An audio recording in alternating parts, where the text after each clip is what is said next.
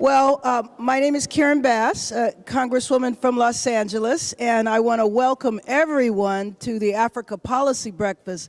It's wonderful to be in this room. How many people have attended the breakfasts in the past?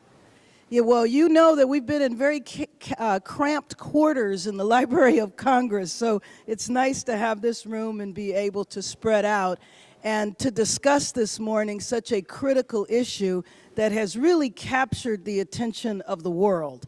And it's captured the attention of the world in a good way, but you know, there's always two sides to everything. And the other side to this issue is the fact that so much good is happening in the country of Nigeria.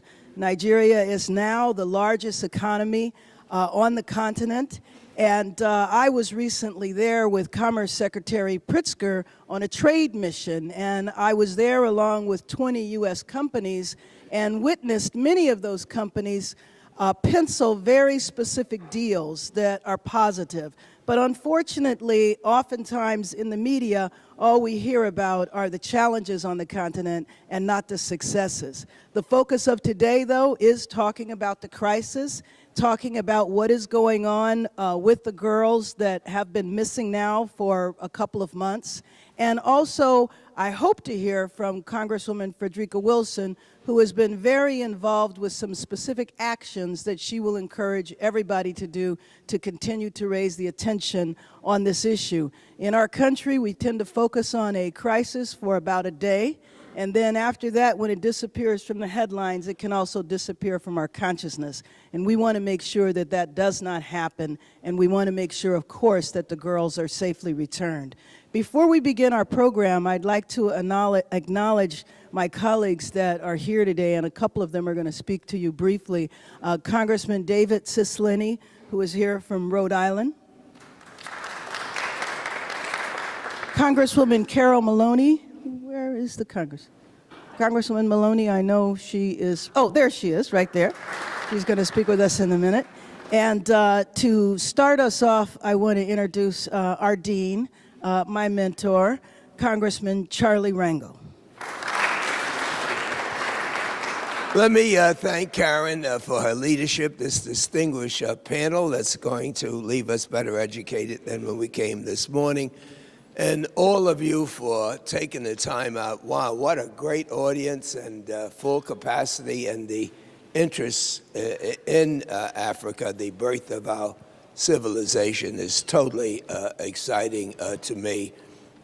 Years ago, I was in Taiwan and found out that trillions of dollars, or at least billions of dollars, were being invested in the mainland. And I asked the young guy, how could you talk about invading China when you're investing so much money? And he looked at me and he said, Congressman, in terms of the youth of the United States of America and the thousands of years of China as it relates to civilization, our problems with China would not be a blimp on the screen in the future. And when sometimes I'm so disappointed in the way the world has treated Africa, and I see this progress being made, and I think that only a few hundred years ago, where Africa was in the world, and to see what is happening now, I think all of us certainly in the broad term of history, can say that we were pioneers almost in bringing about the changes in a situation that should never have existed.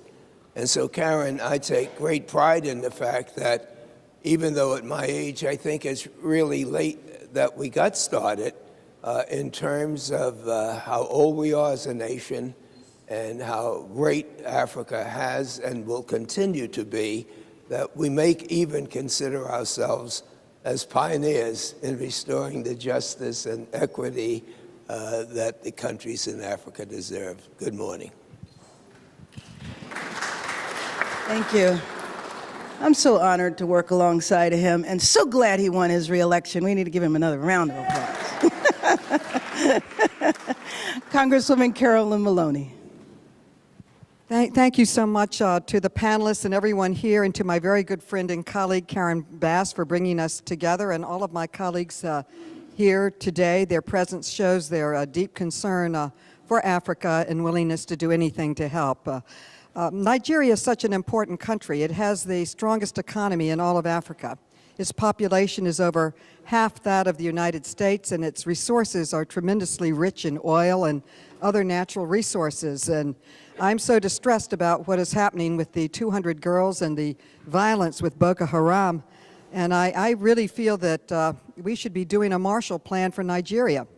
I think one of the finest ways that we ever spent money was the Marshall Plan to rebuild Europe, which is now a strong trading partner and a strong democracies throughout Europe. We need the same attention to Africa, and a good place to start would be Nigeria, the most successful economy. To me, it is troubling beyond belief that a terrorist organization has such sway there that 200 innocent young girls, although some were able to escape, are being held in captivity. That the president has said, we know where they are, but we can't get them out because of Boko Haram. We have special forces over there, but every single nation in this world should be showing their concern to give stability to Nigeria, a country that cannot support and protect innocent little girls, needs a lot of help. And I think not only America, but all of us should be there. And I believe we should be calling for a Marshall Plan for Nigeria, starting with getting the girls out and back home. Thank you. We've been joined by Congresswoman Barbara Lee, a esteemed member of Congress who has had a long history of work on Africa, and most recently was appointed by Congress and the President to represent the House of Representatives in the United Nations. Congresswoman Barbara Lee. Thank you very much, and good morning. Let me greet our panelists and say thank you so much for being here and for what you do each and every day on behalf of Nigeria and on behalf of our country and on behalf of the people of the world. And good morning to all of you. And Karen, I just want to say to you, this is just really an amazing and wonderful breakfast series. Congresswoman Bass is doing a fantastic job as our ranking member on the subcommittee on Africa. I served on that subcommittee with our beloved Congressman Donald Payne for many, many years.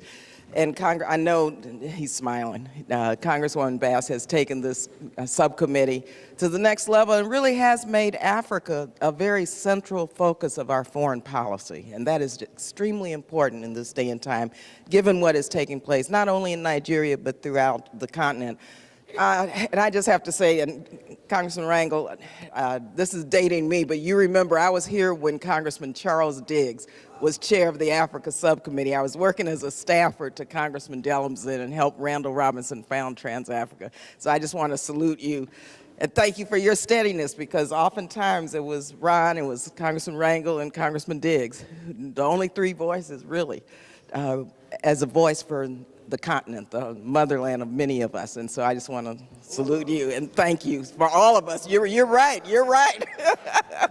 So thank you. Let me just briefly say one thing. First of all, Boko Haram. We have got to keep a focus, and that's why this is such good timing for this series, on these girls and bringing our girls back, because so much is happening in the world that we have to not lose sight of the fact that these young girls, who knows what is taking place with them? Who knows how they're being treated? We know that they have been kidnapped. We know that they are at risk of violence, and we need to insist that we bring them back, insist that the government of Nigeria, along with our government and the entire world community, keep a focus and do everything within our power to find these girls and to bring them home. This is the least we can do. We've known that Boko Haram has been an organization that has killed thousands of people over the last few years, and we have not, had a real priority and focus on going after them like we do other groups. And so I think we have to rev this up a bit, insist that the press continue to focus on it, insist that we here on the Hill continue to focus on these young girls and the families. I know Congresswoman Jackson Lee and Congresswoman Frederica Wilson and others have insisted on a relief fund. I think we need to really figure out a way to help these girls and help the families, and there's so much work that we need to do. Finally, let me just say, as we move into this next, really into this century, we need to remember that the continent of Africa is an equal partner with the United States, whether it be trade, aid, addressing HIV and AIDS, poverty elimination, whatever the issues are. We have to make sure that this partnership not only comes together in a respectful way, but that it grows and that it develops so that the continent of Africa and the people of Africa can really achieve the great, great, great potential that we know that it has. And so I just want to thank you again for this. It's really an important, I think, moment in our history. Africa Matters, Leonard, remember Leonard, who really made sure that Africa mattered here on Capitol Hill. And so you're making sure that we continue this drumbeat and insisting that the Congress of the United States understands very clearly that we all believe that Africa matters and will never go back. Thank you again. Thank you, Karen.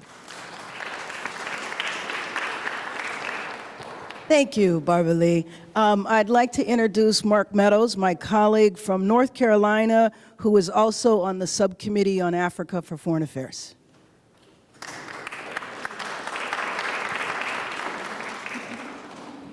Well, I'll keep it very brief. I wanted just to say welcome, thank you. This is a critical time, as Barbara was sharing, really a critical time that we continue to have our focus in a bipartisan way on Africa. For me, I'm on the Africa Subcommittee. I'm, like Barbara, UN delegate to Congress. But I've traveled to the continent of Africa a number of times, and until you see up close and personal the issues and the struggles that many communities face, it doesn't really touch you personally. So my objective, and you've got a great panel here, and so I'll close with this. My objective is to take the issues that so many of us deal with in Africa, bring them back to the United States, where people, whether it's in California or New York or North Carolina, can feel that and can address it. I've had the honor of meeting with well over 40 ambassadors from across the continent, and when that happens, I don't think it's ever happened until really this year. And so it is an honor to serve, it's an honor to partner with you, and just know that you can count on us for our support. And I thank the leadership of my very good friend Karen. She has truly taken this personally, and it's an honor to serve with her. Thank you. Congressman David Cicilline. Good morning. I just want to first say thank you to Karen, our ranking member on the Africa Subcommittee, who I think there are very few people who could fill a room this large at this hour of the morning in Washington. But it's also because of all of your incredible interest in the continent of Africa and this crisis that we're facing right now. But Karen has used this breakfast series to really elevate the importance of Africa in our foreign policy, the importance of Africa to the world. And the point she made earlier about a lot of exciting and good and wonderful things happening on the continent, not always as well reported, as well covered. But Karen is really leading the effort to be sure that that information is shared not only with her colleagues, but with the broader public, particularly here in Washington, through this series. So thank you to our panelists for being here. Welcome. And most of all, thank you to our great leader for her work. Thank you very much. We have been joined by Congressman Gregory Meeks from New York. And I also want to acknowledge a group of students that are here, the Young African Leaders Program, who are housed at Howard University but represent many different countries on the continent. Can I ask you to please stand?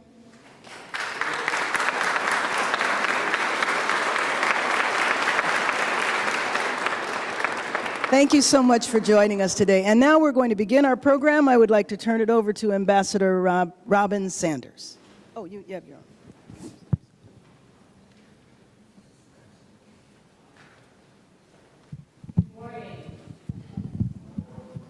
Good morning. One more time. Good morning. First of all, on behalf of the panel here, I would really like to welcome all of you here this morning. I really also would like to really salute all the members of Congress that are here for your support. Congresswoman Bass, of course, Congresswoman Maloney, Congressman Meeks, Congressman Rango, Congressman Sislane, and Congressman Meadows. We really appreciate, all of us who are activists on Africa really appreciate your presence here this morning and your support, not just on this issue, but on the continent writ large. I also want to take time this morning to recognize the distinguished members of the African Diplomatic Corps who are already here. I know others will be joining us. First of all, good morning to all the ambassadors, the ambassador of Rwanda, Mula Mula, ambassador of Niger, Ambassador Sidiku, and the ambassador of Chad, Ambassador Hassan are here, and the representative of the embassy of, Chargé d'Affaires of the Embassy of Zimbabwe is also here. So good morning again. I am Robin Sanders. I am CEO of the Feeds Advocacy Initiative. We work on a lot of issues for Nigeria and human rights issues, and I was formerly the U.S. ambassador to Nigeria. I am joined this morning by an incredible, distinguished panel of diplomats. First, we have the Nigerian ambassador to the United States, Ambassador Adefuye. He's a distinguished diplomat, a scholar, and really an activist ambassador that has done a tremendous job to build U.S.-Nigerian relations. So can you join me in welcoming Ambassador Adefuye?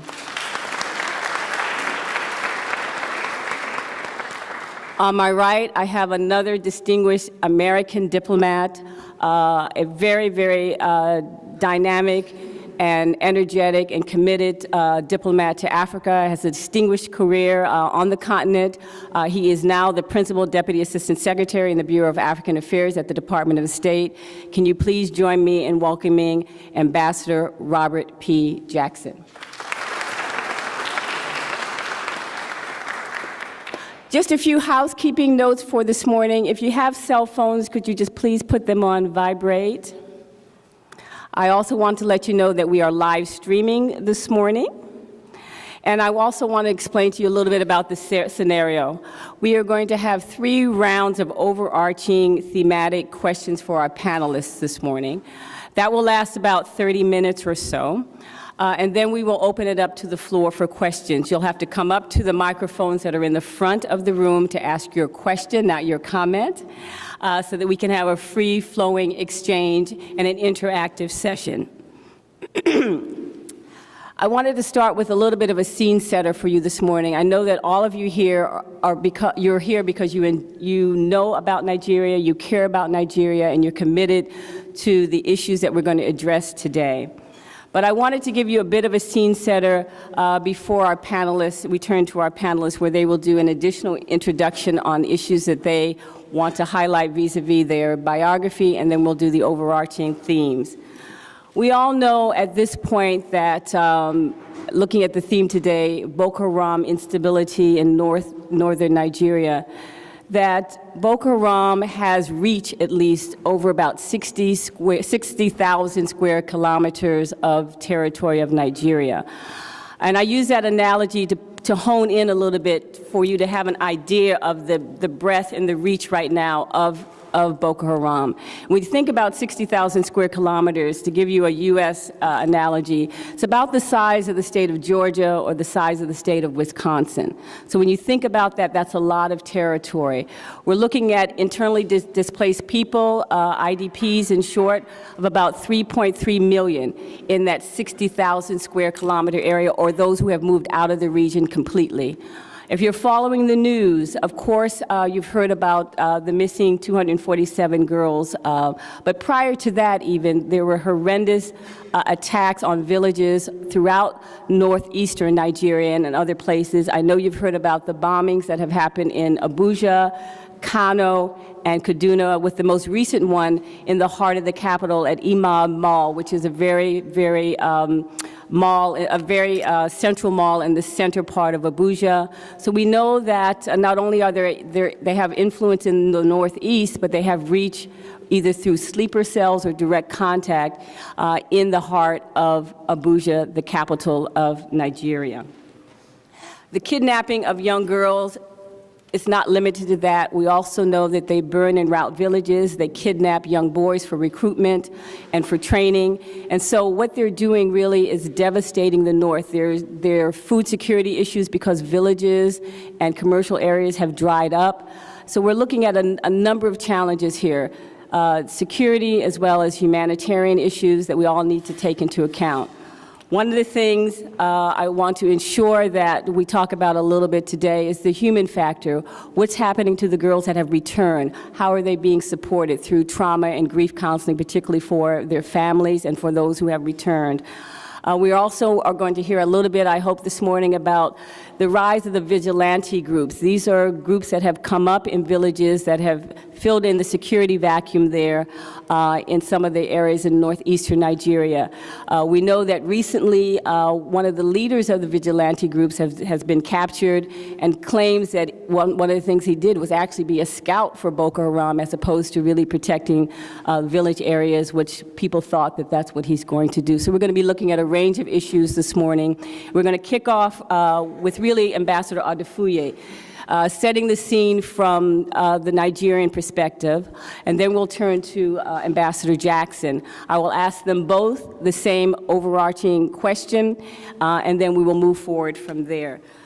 So to begin with, Ambassador Adefuye, you know, looking at the wide area that I just outlined of where Boko Haram's current reach is, the fact that they can get to Abuja and other key cities, such as Kano and Kaduna, what is the perspective of your government on what it's doing to address some of these issues and pull back this aggressive reach of Boko Haram?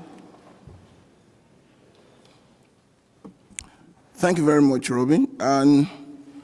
But before answering your questions, let me start by expressing our sincere gratitude to members of the committee that arranged this meeting. I remember Congress member Karen Bass telling me that I've always seen you attending some of these hearings, but you have had no chance to put on to speak on behalf of your country. I'm therefore going to arrange this event and to make you speak on behalf of your country. I thought that demonstrated genuine commitment and commitment to the principle of fairness. I've attended many of these hearings, and contrary to what you hear in the flyers, there was a particular one during which I had the impression that one of the girls who escaped from Boko Haram, who escaped from Chibok, would be giving a testimony. And I nearly did not sleep and ran here to listen to her. It turned out to be somebody who had left Chibok some 2 years ago and was relying on second-hand reports, which she got from some of her colleagues. There have been other testimonies by some people, some renegade Nigerians, who have access to grind with the government. They come to Congress, find their way to members of Congress, and then come here and say all kinds of things. But then you are not allowed, as a member of, you are sometimes not allowed to question them openly. So now that this opportunity has been given, I want to express our sincere gratitude to the organizers, Congress members who have attended this, and for your presence. I know how busy you are, and the large, the quality of attendance, quantity and quality of attendance, testified to the importance which the United States government and the people attach to Nigeria. For this, we are very grateful. I'm still going to answer your question, Robin, but I think I have to make this statement. Let me say quite clearly, the Nigerian government, which I represent, feels excessively unfairly treated by the media in this country. Excessively unfairly treated by the media in this country. We appreciate the principle of freedom of the press, but that freedom should be mixed with some level of fairness. Everything about, I do agree that when the press say bad stories make good copies for the press. And therefore, there's a tendency to emphasize the negatives about the country. Yes, the Boko Haram is not a good thing, and the capture of the Chibok girls is something that we have been dealing with. and it shows the extent of the security challenges we have in the country. But then there are other things. Nigeria is not just Boko Haram and Boko Haram, Chibok, and the insurrection in all the places. Certain constructive things that happen in Nigeria. I challenge how many people in this audience are aware that since this government took over, we have now, our economy has grown to the point of being the largest economy in the continent. I challenge anybody, how many people in this audience are aware that this same country is the fourth largest supplier of crude to the United States. I challenge anybody, how many people in this country know that ever since Jonathan Administration got there, we've been champion of democracy and encouraging the strength of democracy in many parts of Africa. I challenge anybody who in this audience who's aware of those very, very constructive things going on about Nigeria, apart from Boko. We held the World Economic Forum. That was the largest and most successful World Economic Forum we held in the continent. The media here scarcely made mention on it. I was subject to some serious harassment by the CNN correspondent here in Nigeria. Nothing, they just blackened out the World Economic Forum and Chibok, as if we did not care about Chibok. I will come back to that. Now, to answer Robin's question properly, on account of that, the reason why I really acknowledge and place emphasis and very grateful for this meeting is that it gives me an opportunity to state my own country's side of the story. And for this, I want to really thank Congress member Karen Bass. And she's been showing so much interest in Nigeria that because the two countries accept the principle of double nationality, I'm thinking of making a representation to Mr. President to allow me to issue a Nigerian passport. So let me say that the question you asked, every single thing that any responsive government ought to have done since Boko Haram started, we have done it. Everything, either to contain them or to prevent them from getting to the capital. Boko Haram, there are two major hits in Abuja, apart from the one in Yanya and the latest one in Abuja, in the shopping mall in Abuja. It will confine to only three states out of 36. And the area where they are contained is about the size of Georgia, as Robin said. But then, apart from those two infractions, there have been not a single incident of major uprising or hitting in the center of Abuja beyond the northeastern states.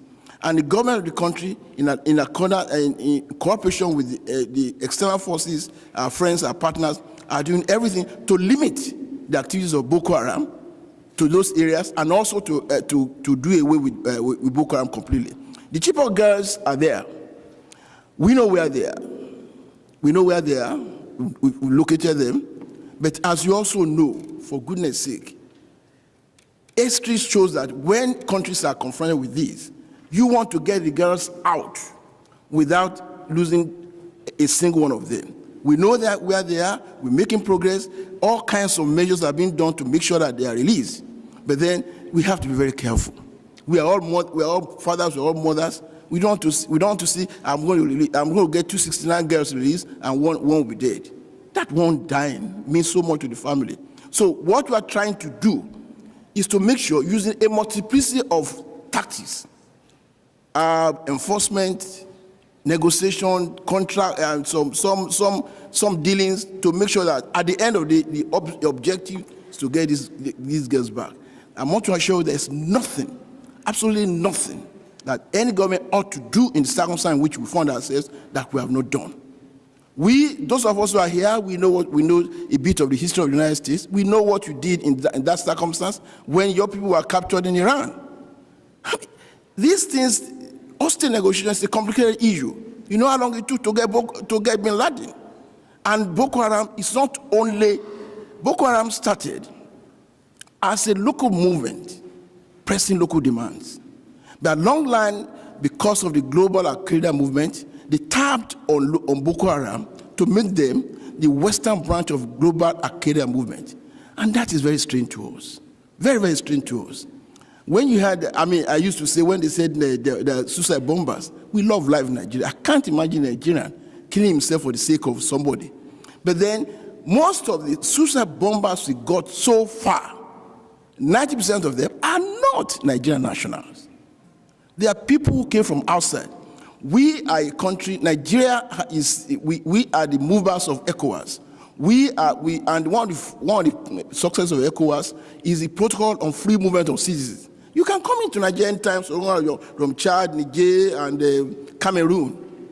These are the people who have been suicide bombers. The government of Nigeria is doing everything it can, and we're making progress. Just 2 days ago, the National Council of States, which comprises of leaders from past presidents and ministers, met, and they issued a statement that they're satisfied with the progress made on the release of these Chibok girls. This was only Tuesday. I came from Nigeria on Monday. I was there for 10 days, and I came back on Monday. I met the president, and we're preparing to come to this U.S.-Africa summit. So as far as we are concerned, we are doing the best. There is nothing. I challenge anyone to say here who has either military background or diplomatic background to tell us what ought to have been done by Nigeria that we did not do. Thank you. Thank you very much. Thank you, Ambassador. I want to take a moment before I turn to Ambassador Jackson to acknowledge Representative Donald Payne, Jr. Thank you, Representative, for coming. Thank you, Congressman Payne, for coming. Ambassador Jackson, you've heard what Ambassador Adefoye has said in terms of the Nigerian government doing everything possible to not only address the Chibok girls, but really to combat the onslaught of Boko Haram. I know that the U.S. government is extremely active, a dynamic partner in this effort. And I think as you address the issue of what we're doing, can you also highlight some of the things you think we should be doing more of in order to stem the tide of Boko Haram in the region, particularly vis-a-vis protecting civilians a bit more? Thank you very much. Allow me to begin by thanking Congresswoman Bass for organizing this breakfast and thanking all of you, members of Congress, members of the Diplomatic Corps, and everyone else present here this morning for your interest in Nigeria. Like the rest of the world, the United States, as is evidenced by all of your being here, has been horrified by the kidnapping of these schoolgirls. But the problem of Boko Haram is not new, and the roots run deep.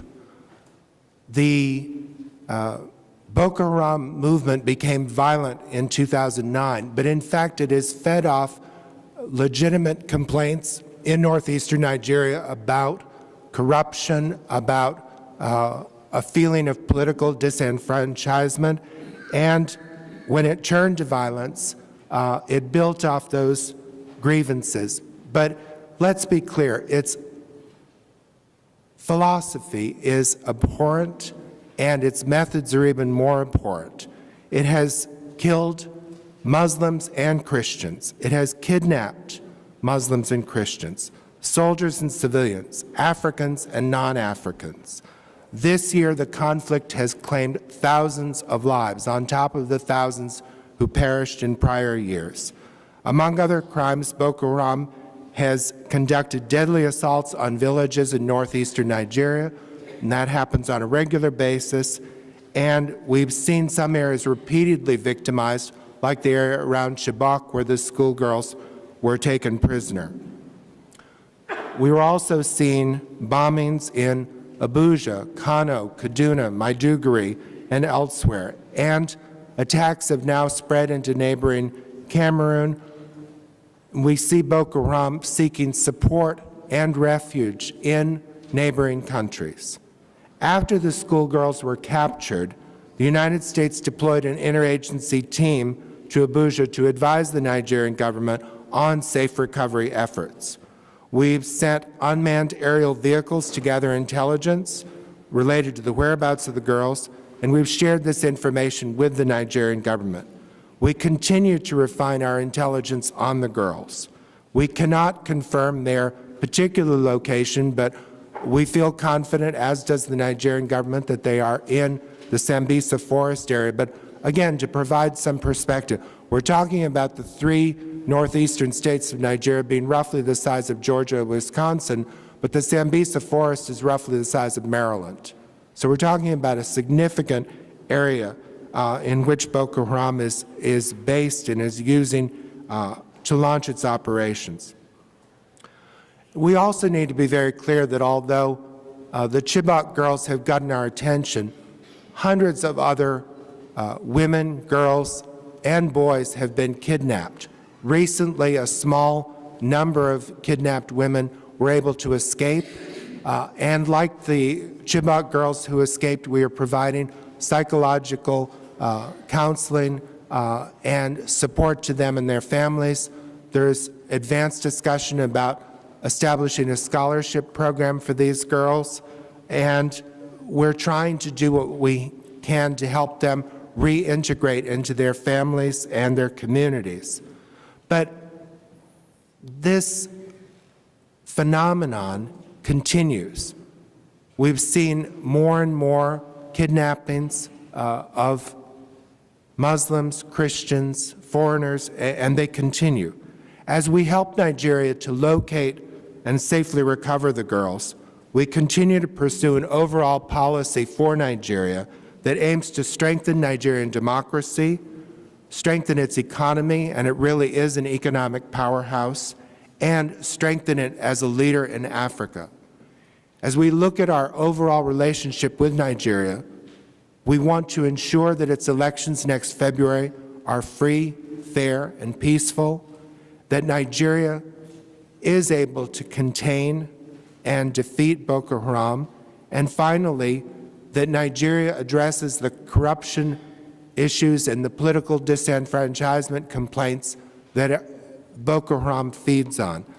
We are doing what we can, but I think it's important to say that even our own country would have great difficulty launching an operation to rescue over 200 girls. We need to be realistic about what can be done in the short term.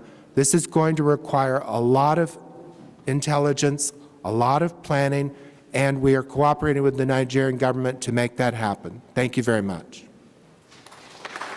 Thank you, Ambassador Jackson. I want to take a moment also to recognize Representative Frederica Wilson, who's just joined us. Thank you very much for joining us. Staying with Ambassador Jackson and then transitioning over, you talked a little bit about the examples that the U.S. government is doing to support Nigeria in this very difficult period of time. I wonder if you could expand on that in terms of what we're doing on the regional side, because I think there is a regional issue definitely connected here, as we know. We don't know whether all the girls are still in Nigeria or whether some have been taken across the borders to Nigeria's neighbors. You're absolutely right. I was in Nigeria as ambassador in 2009, and that's really when the resurgence of Boko Haram, when it started in 1999, but had a resurgence in 2010. With the kidnappings and the killings and the stuff that have now escalated. But I think our audience would be interested in some concrete examples. And also, the Nigerian security forces have come under a lot of criticism. Can you tell us what we're doing to address some of those issues and how we can help? Absolutely. So let's start with the regional issue because it's very important to defeating and containing Boko Haram.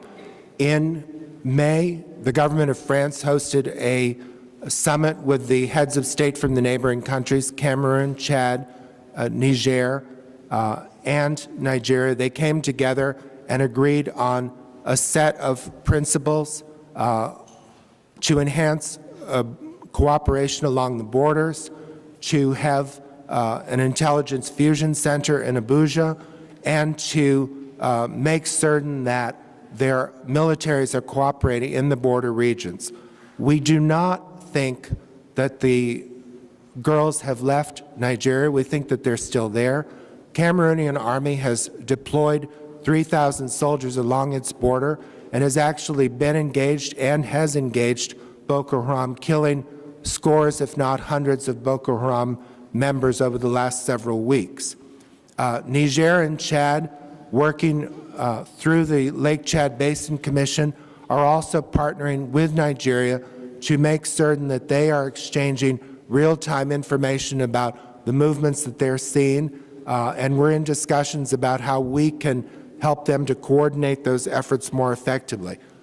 Turning specifically to what we are doing, we provide $700 million in assistance to Nigeria this year.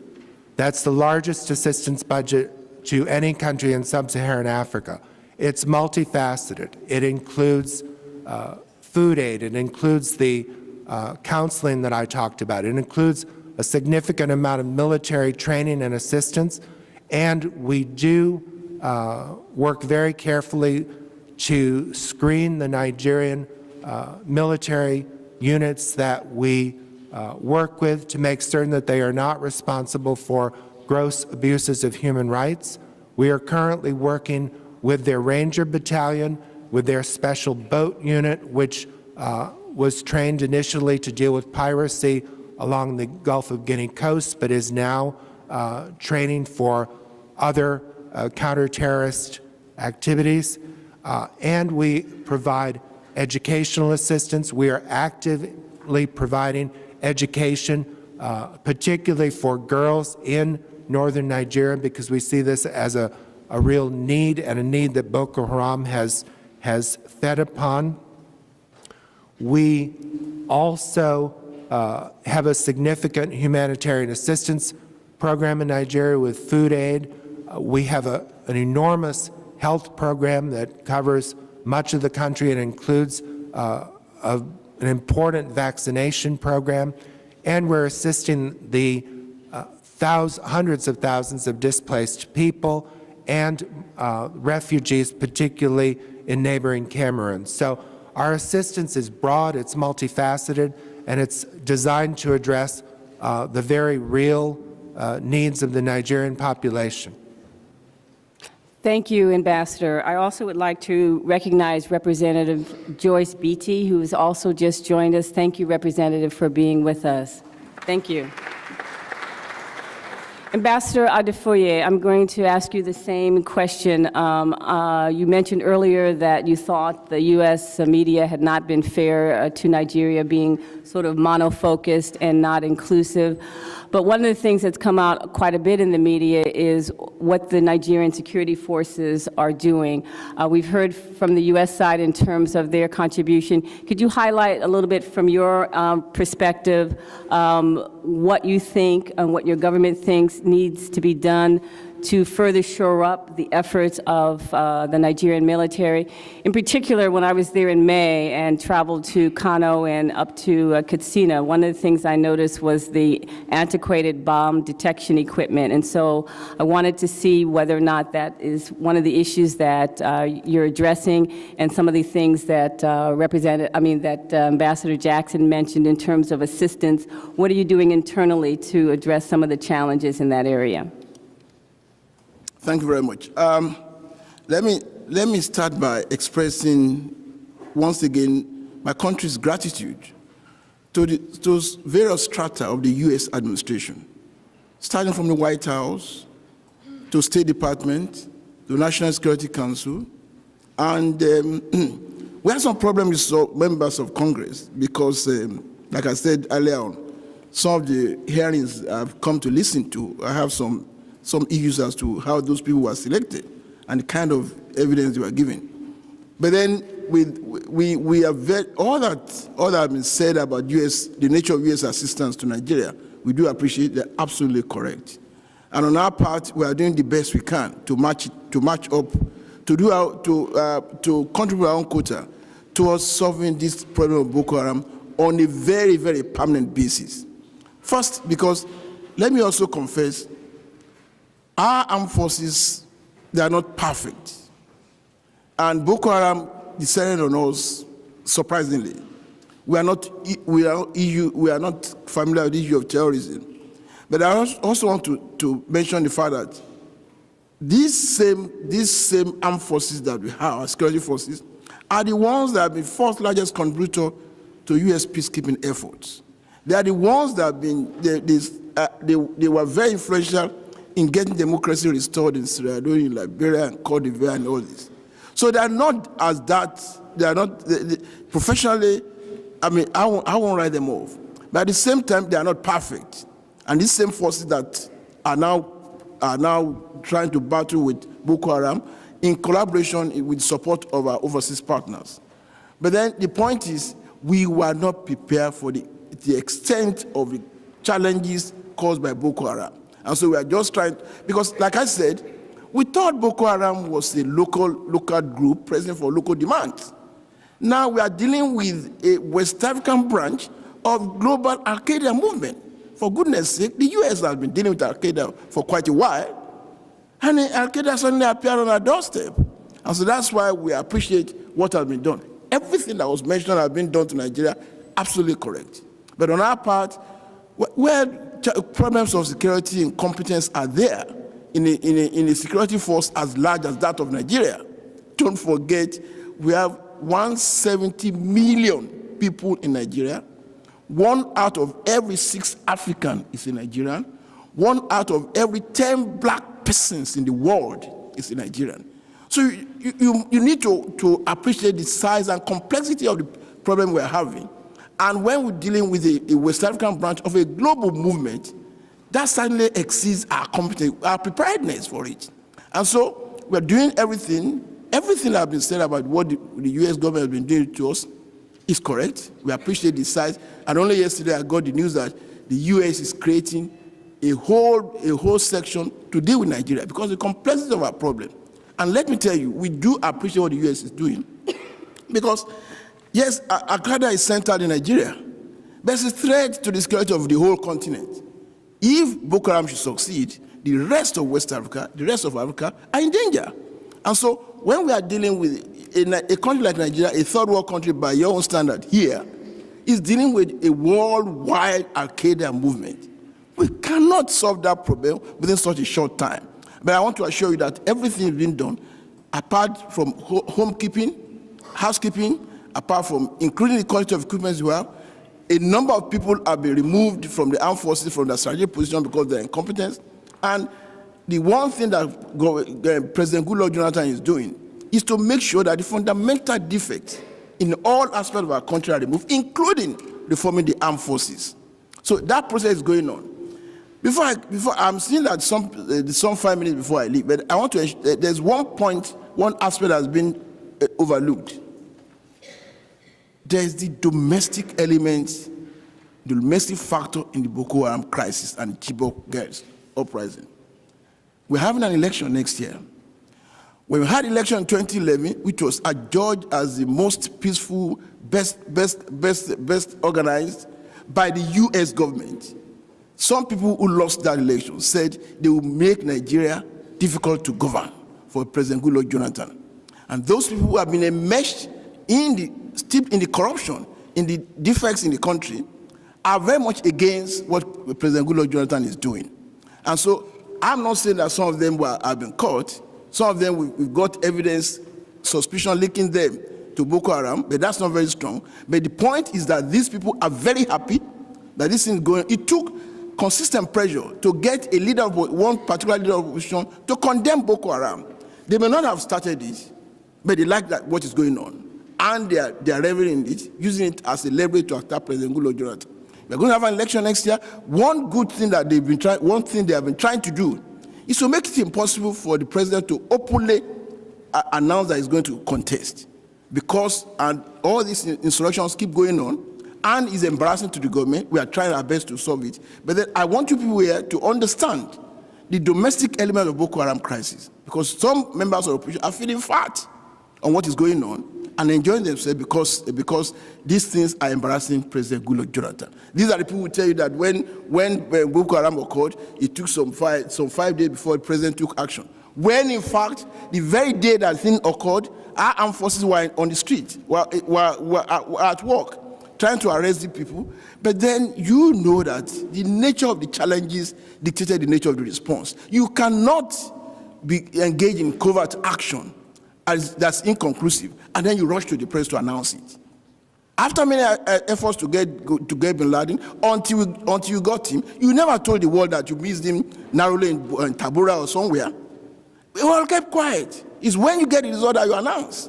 And that's what's happened to us. And the press here has taken us and tore us to pieces as if we just sat there and we are looking.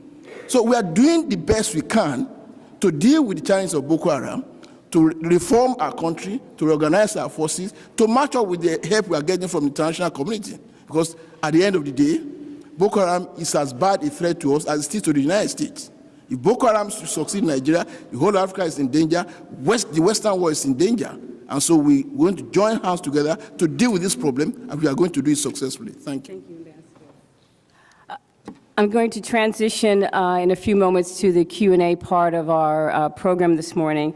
And by doing that, I know that we have a number of human rights organizations in the audience. And so as I asked our panelists for their last short comment, can they also include, in terms of vetting some of the military units that you talked about? I know that we vetted probably about 187 units, I understand, on the U.S. side in terms of the Leahy Amendment and making sure that we're on the right side of that. But I want you to elaborate on that in terms of what we're doing to make sure that we're on the right side of the human rights issue there.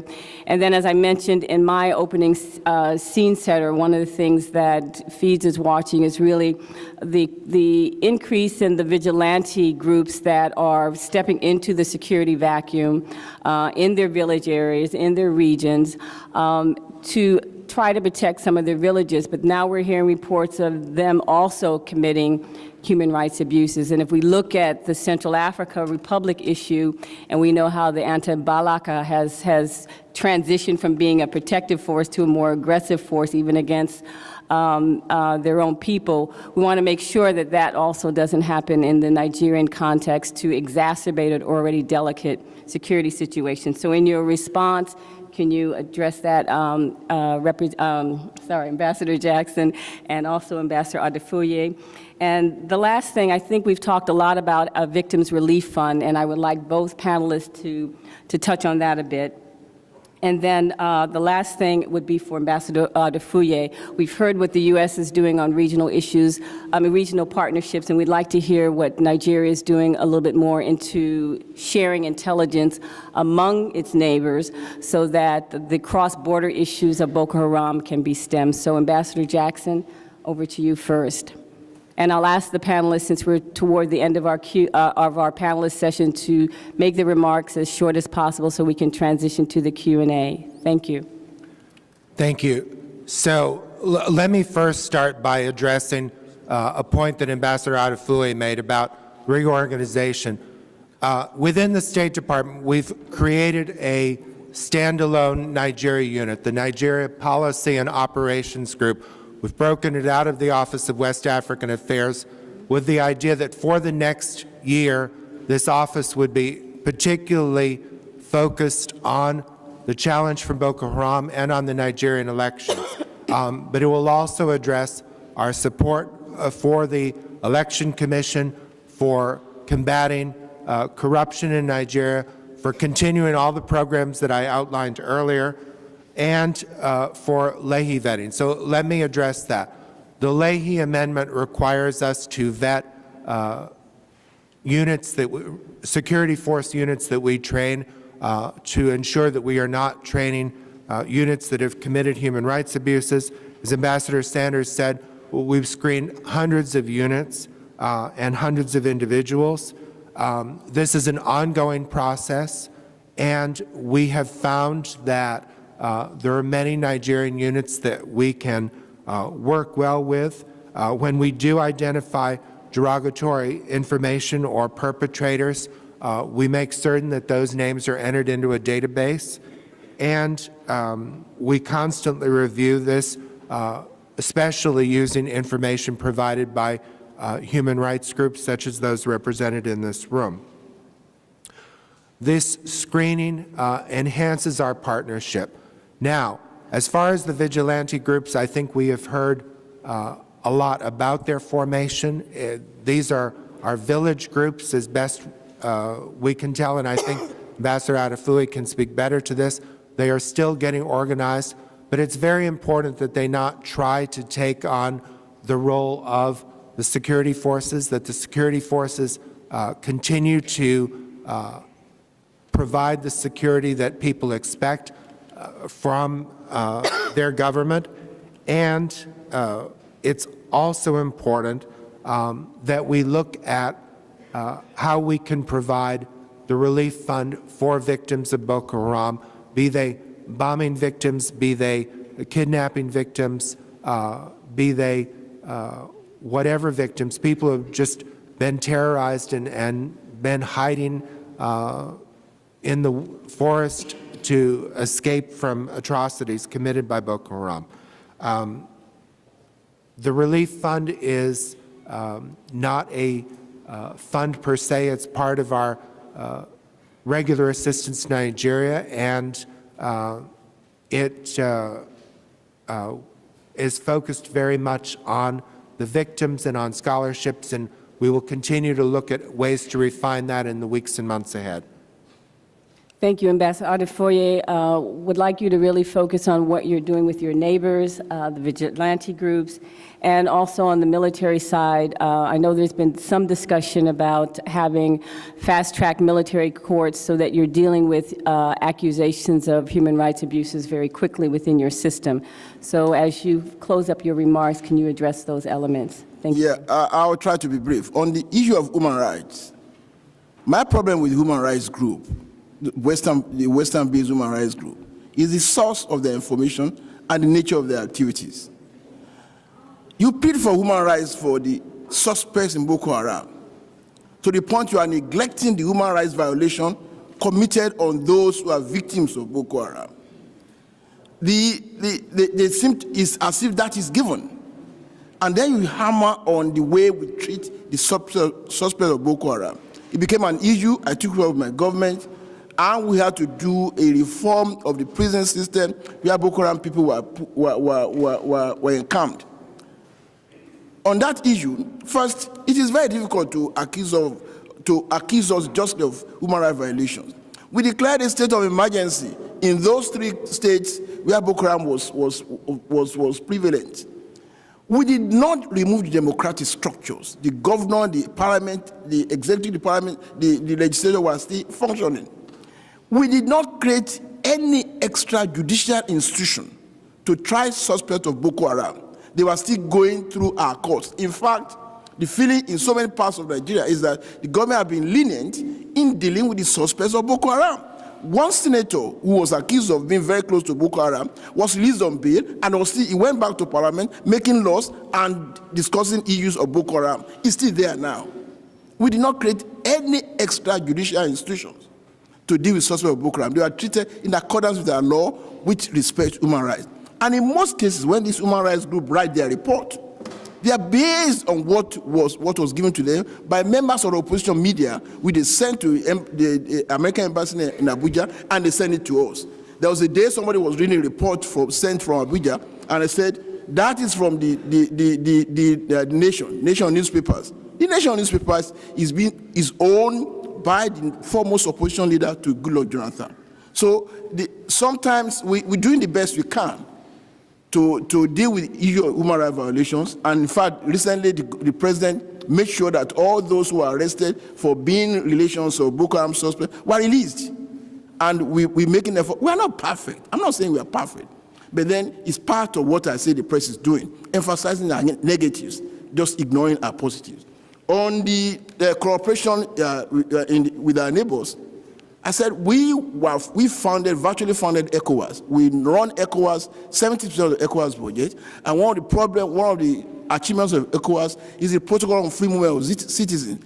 That has been one of the very basic reasons why Boko Haram has been all over the place. But then there has been a committee has been set up whereby the 4 countries, Nigeria, Cameroon, Niger, and which other country now? Chad. We do meet to police the borders, and the U.S. government is supporting that movement, backed by the AU, to make sure that the 4 countries meet to look at security issues, particularly along the borders, because Boko Haram has been flourishing because of free movement across the borders. They'll be able to check. That's on now, and the U.S. government is supporting us on that. On the vigilante, yes. The existence of vigilante is as a result of part of the problems we had in the country, because the centralization of the police system is one of the various problems. But people think that within the village, if people around get together, it'll be able for them to detect the criminals in their society, rather than having a central government, a police system, coming to administer that place. So vigilantes group are there, but then they are being trained. They are being trained. They are the local arm of the police, but they are not very perfect. But then it's because they felt that their communities are being subject to treatment by Boko Haram. That's why they grew up. Government is trying to make sure that the activities are structured so that they don't become another source of human rights violations. Thank you very much. We'll begin with questions, but first I wanted to invite Representative Frederica Wilson to say a few words. I understand you want to make a few comments before we transition to questions.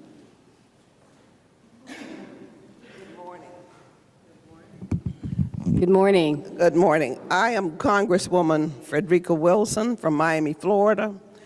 And I just want to say that when I began to read about Boko Haram in the newspaper, I was just astonished because it was so silent and no one was saying anything. So I called our expert on Africa, Representative Bass, who is so renowned, and she was swamped with foster care, children, and et cetera. So I authored a resolution condemning Boko Haram. And within days, the Foreign Affairs Committee took it through a markup. After they took it through a markup, it went to the floor. And it passed unanimously. I think it was 411 votes for and 2 against. Within days, the Foreign Affairs Committee called me and they say, "Do you want to go to Nigeria?" And I said, "Yes, I want to go to Nigeria because I want to see," because I was just besides myself. So I found myself on a plane with 3 other Congress people going to Nigeria, Mr. Stockman, Sheila Jackson Lee, and my good friend from Florida, who I convinced her and made her go, Lois Frankel. So we went to Africa, and what we saw in Nigeria as we visited, it was unbelievable. First of all, I had the opportunity to meet with victims and who had escaped, and also with the parents of the victims. And the first victim I met had a deep cut in her throat where she was in the process of being decapitated. Her husband, who was a police officer, was decapitated, and they took his head and put it next to her. And as she screamed with these wounds on her neck, they cut up her arms and ran. So that was the first person. The little girls who were kidnapped that night told us that when they went into the school, they were really looking for the boys. So they were saying, "Where are the boys? Where are the boys?" And they said, "The boys do not sleep here. They're gone home." Well, we want the boys. So they wanted the boys, I think, to train them to become members of Boko Haram. So because the boys were not there, they began to load these girls into cars, SUVs and trucks, and taking them away. And they were telling us the different conversations that the Boko Haram was having when they were leaving. And these little girls were studying for their exams.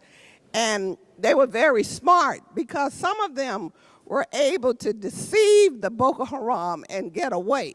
And they told us how they exchanged clothing with they took off their uniforms and put on day clothes so that they wouldn't know, and they were able to sneak away and different things like that.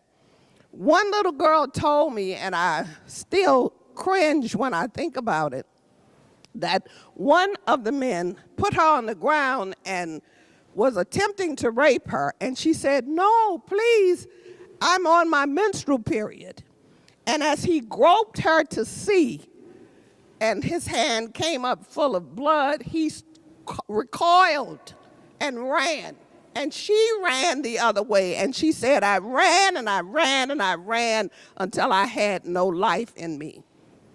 So the fathers were crying because at some point in the meeting, people were saying, we will probably never find these girls.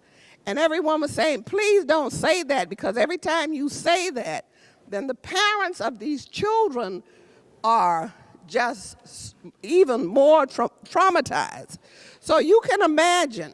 And when I was there, I met with the Bring Back Our Girls organization that started the tweet across the world to bring back these girls.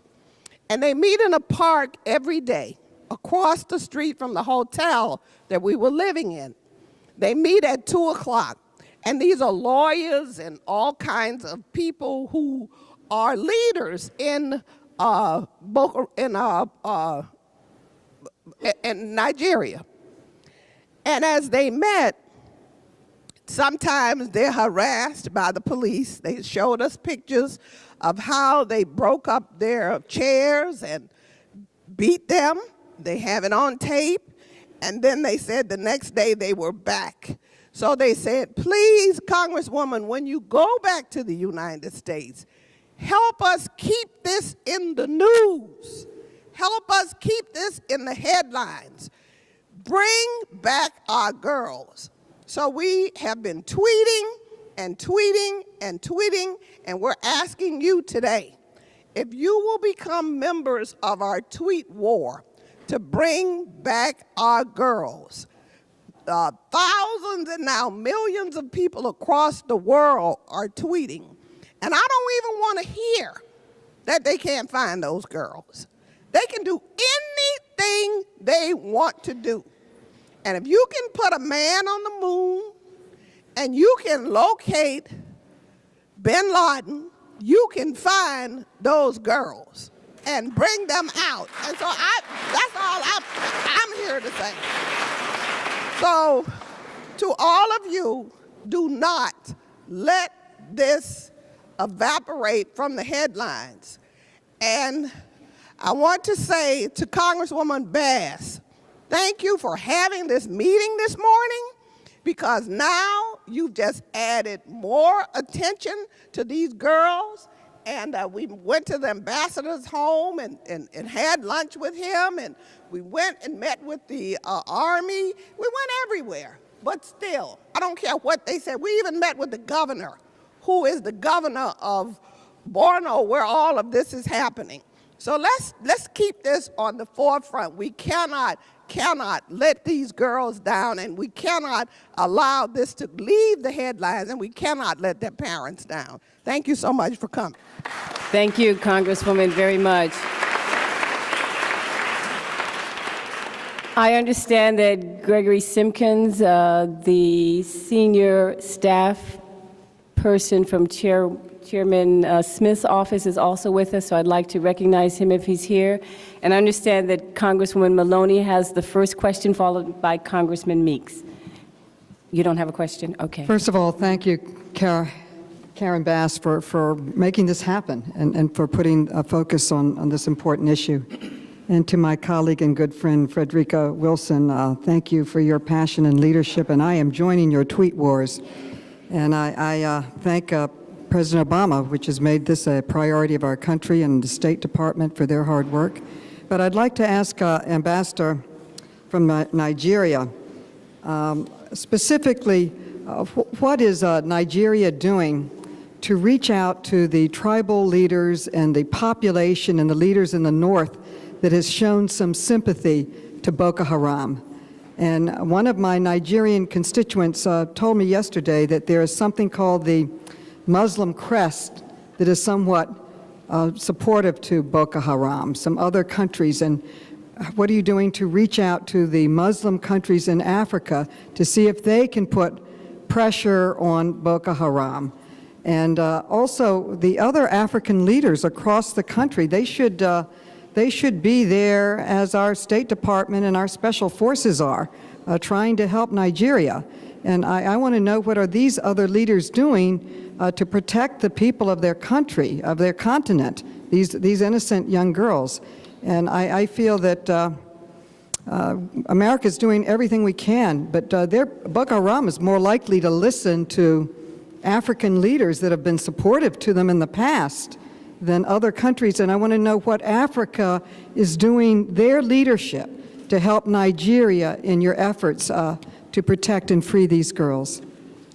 Can I just, Thank you. I think it's a very important question coming from a Congress member. I think I should, before Robin decrease the order of the response. It's a very important question. I want to answer quickly. First, I thought the people that are sufficiently familiar with the literature of Boko Haram that I did not need to restate the fact that the leaders of authentic Islam have dissociated themselves from Boko Haram. The Sultan of Sokoto, the acknowledged leader of the Muslim community in Nigeria, has said Boko Haram is not Islam. There's hardly any authentic Muslim who will justify what Boko Haram is doing. And so in terms of the community, Boko Haram, it has an Islamic correlation because Boko Haram means Western education is sinful. But you say Western education is sinful, you are using AK-47 to kill people. Is that not manufactured in the West? There's so much confusion. They kill Muslims, they kill Christians. So Boko Haram, there's no identity with the Muslim community with Boko Haram. Number two, in terms of with African nations, there have been meetings at the level of ECOWAS, at the level of AU, in which they have condemned Boko Haram. And in fact, the meeting of 4 African countries around Nigeria is being sponsored by the AU, which means every African country is against Boko Haram and sees the danger to their existence in Boko Haram. So we have that. We don't need to reach out. There's no Muslim leader that will say it's Boko Haram, either in Nigeria or any African country. Boko Haram is an international nuisance. West African branch of Al-Qaeda movement. No authentic Muslim will justify or support Boko Haram. So we don't need to do that. It's already there. Thank you.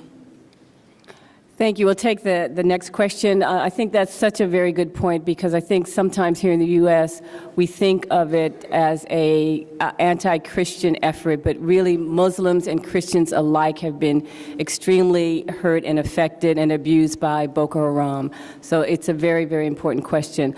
Let me start with the gentle lady at the microphone. Can you please first state your name and your affiliation, and please make your question short, so I want to be able to get to all of the people standing here wanting to ask a question. Thank you very much. I'm Ulubanke King Akerele, former Minister of Foreign Affairs of the Republic of Liberia. I'd like to commend this subcommittee. This is my first time having the opportunity to interact with you all.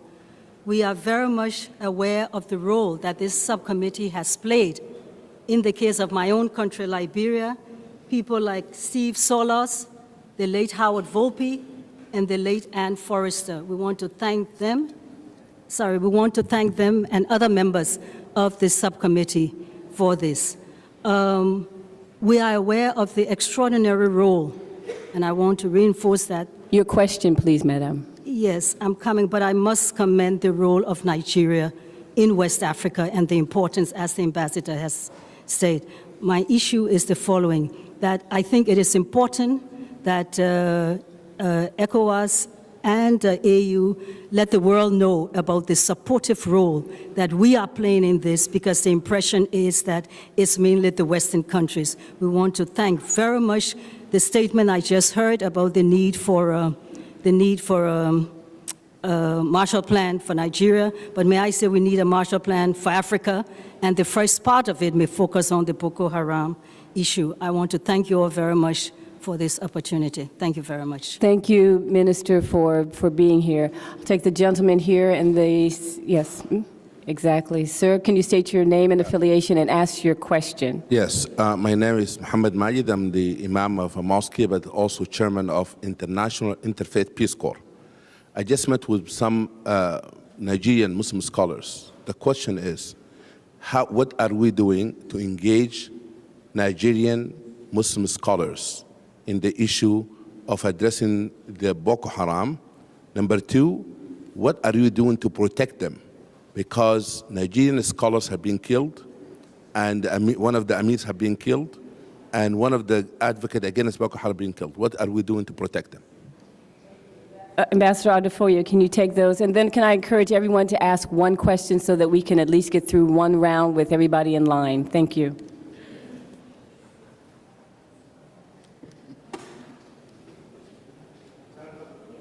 Yes, Ambassador. I was ready for a barrage of questions, but okay, to engage Muslim scholars. Where is my friend? Where is he?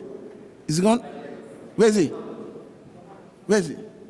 Oh yeah, we're doing a lot. In fact, many of the, as part of our effort to distance Muslim scholars, Muslim clerics from Boko Haram, the Nigerian government has made it a point of duty in all committees set up to deal with issue of Boko Haram is always headed by Muslims and supported by scholars of Islamic study from our universities. This committee set up to deal with engaging in dialogue with Boko Haram was headed by Muslims. And in fact, the point is most of the armed forces, most of those who are in the lead in our struggle against Boko Haram are Muslims. A national security advisor is the son of the leader of the Islamic faith in Nigeria, Dasuki. Sultan of Sokoto, you must know him. And all the scholars of Islam have taken upon themselves to expand on the philosophy of Islam and their version of Islam to the kind of thing Boko Haram is doing. So because of that, Boko Haram kills not only people who are not Muslim, they also kill Muslims who are seen to be inclined towards condemning them, not doing with them. So we're doing that. We can only do more. Thank you. There's definitely an effort to attack moderate Muslims by Boko Haram, particularly Muslim scholars, and so it is a very big issue. I'm going to take two questions simultaneously, starting with the line here on the left-hand side. Yes, thank you very much. My name is Mazu Chomumu. I'm an attorney, and I studied national security law in LLM at American University and Islamic jurisprudence in the University of Hull School of Law, where I went to school with some Pakistani Talibans, and my paper is in Akam Bugat, which is the Islamic law dealing with the treatment of rebels. My question to the ambassador is this. Does Nigeria feel that it is actually in a precarious position whereby Nigerian government is accused of human rights violation when it's dealing with terrorists that violated huge human rights, not only to their people, but to the entire Nigeria? I lived in Maiduguri myself, I invested in Maiduguri myself, and a lot of Christian Southerners that invested in Maiduguri have lost their investment in addition to the Boko Haram chasing them out and kidnapping these girls. Now, my question to you is, does Nigeria feel that it's actually in a rock and a hard place when Boko Haram violates human rights?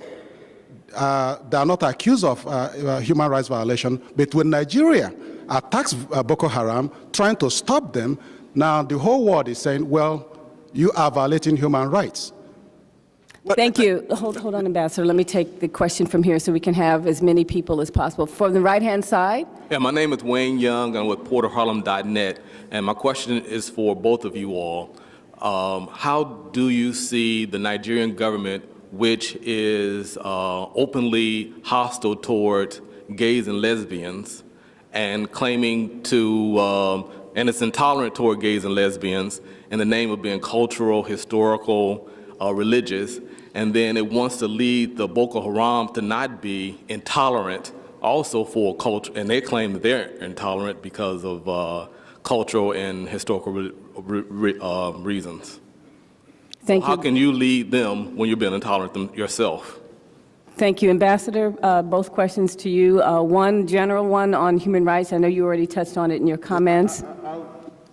I'll deal with the issue of human rights violation. I think you weren't asking a question. You were only supporting my case. Because when Boko Haram, you heard from Congress member the atrocity, just one instance, example of atrocity committed by Boko Haram.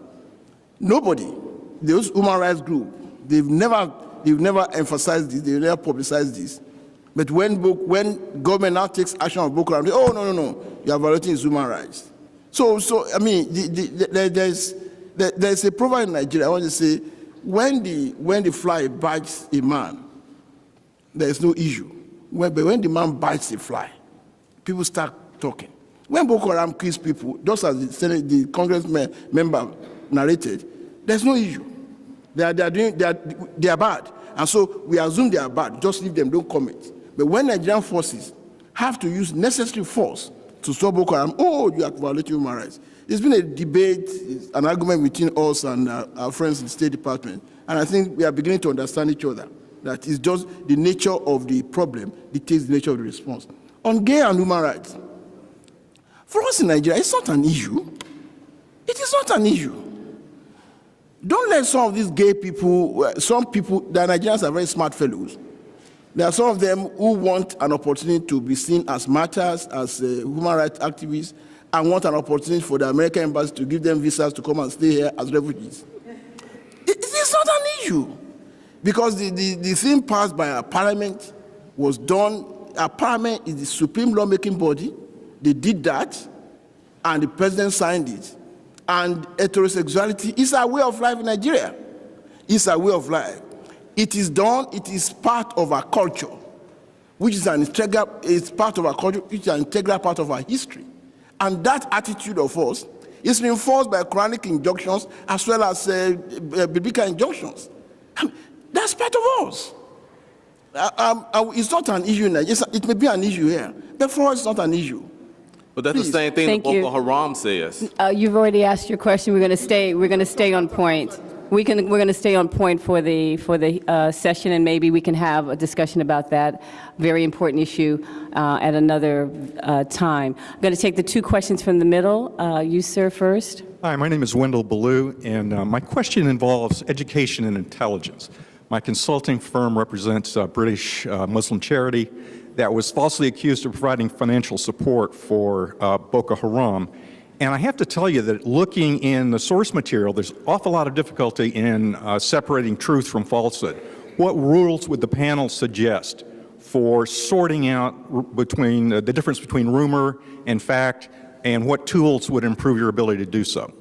Thank you. I'm going to take the question from the right side. Yes? Thank you very much, ma'am. Thank you very much. My name is Do Yuen. I'm attached to the United States Air Force for the 4th Airlift Wing in Wright-Patterson's, Ohio. I'm a born Nigerian, and I just want to make my question very brief.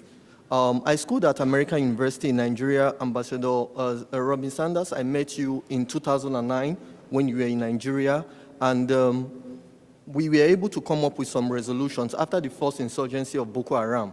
I did information systems security while in the school, and we developed the first border integrated management system, which the Nigerian government rejected because they felt some of us who developed those softwares were just young Nigerians who knew nothing.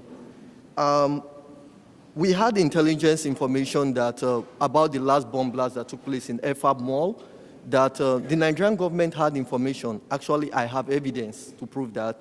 The Nigerian government had information about the last bomb blast and did nothing. And also, international agencies have suggested to the Nigerian government that they should establish a special terrorism unit outside the DIA, NIA, and other international agencies, but they refused. Why is this so? Thank you. Okay, let me start with Ambassador Jackson a little bit on the fact and fiction issue, because I know that we do that a lot in the U.S. government, trying to figure out what's real, what's rumor, and what's anecdotal. And so you may have some positive suggestions in that regard, and then I'll turn to Ambassador Adefouye. On the screening, both for support to terrorism and for Leahy vetting, we make every effort to use the best information possible. The Department of the Treasury looks at a variety of sources, and if you feel that the wrong decision has been made, you should reach out to the Treasury and provide information. Usually they have a list of questions, and if you respond to those questions, the dialogue can continue. Let me give an example on the Leahy vetting, though, because I think it will provide some context. At present, there are 187 Nigerian military units and 173 police units that have been approved to receive U.S. training and equipment. In 2012, the last year for which we have figures, we approved 1,377 members of the Nigerian security forces for training. That's over 85%. That does not mean that the other 15% had committed gross human rights violations. It means that we had questions that remained about their ability to receive assistance. Thank you. Ambassador Adefuye, can you Well, address I'll the just- intel on the bombing issue, if you can? Well, those of us, we have a problem with the embassy in dealing with the Nigerians who have stayed too long in this place. There's that tendency on their part to think that those of the government at home is not doing anything. How can you imagine a responsible government hearing information about a bomb attack and not doing anything? You say you have information. I want to challenge the authenticity of your information. Give me evidence. I don't want to just stand up. Somebody told me. It's like somebody who did a research. One American did a research here, and he said he had one. He's told that Ghanaians don't like Nigerians simply because he was in London going to Heathrow, and a taxi driver, who's a Ghanaian, took him and said, "I cannot go to Lagos because there's crime there. Because of that, Ghanaians don't like Nigerians." Who gave you that information? Let us know. And that's the problem, because you guys here, you just think because you've been here for so long, there's nothing doing in Nigeria. I challenge that base of your information. You have to give it to me. There's no responsible government that you know that his own place will be attacked. How many attempted bombings have been averted? The problem with our people here is that it is when Boko Haram strikes that people know they are lethal. But for every Boko Haram attempt that succeeded, 10 or 11 have been successfully prevented. People don't know that, and you are telling me you got information as somebody. I don't believe in such things. And then on the education, the barrage of information, either on education or Boko Haram, whatever it is, I think it's a challenge to the intellectual capacity of those who are getting information to sort out the chaff from the wheat and know which is right, which is not wrong. You have to assess the source of information, the weight of it, and the evidence of corroboration before you accept it as evidence. That's one essence of scholarship, scholarship and research. Thank you. Thank you. I'm going to start on the left-hand side. Can I take a question from that end? And then I'll go all the way across. We're going to try to get through everybody who is in line right now. Again, can I encourage you to state one question? You know, your affiliation, not your bibliography, and I think we might be able to get through it. I do want to say on the counterterrorism center that the gentleman just mentioned, I do agree with him that the center that is housed where it is now is probably not in a place where it can do rapid analysis and assortment and intelligence. So can I have a question from the left-hand side, and we'll go all the way across and take a group of questions at one time. Daniela Mack. I'm a West Africa analyst at CNA Corporation, and I'm interested in how the response strategy has been framed by both the U.S. and the Nigerian side. So Ambassador Jackson, you mentioned that the U.S. response has involved broad, multifaceted assistance. To what extent has the U.S. interagency response been designed to address perceived root causes? And are there different perspectives within the U.S. interagency on what these root causes are?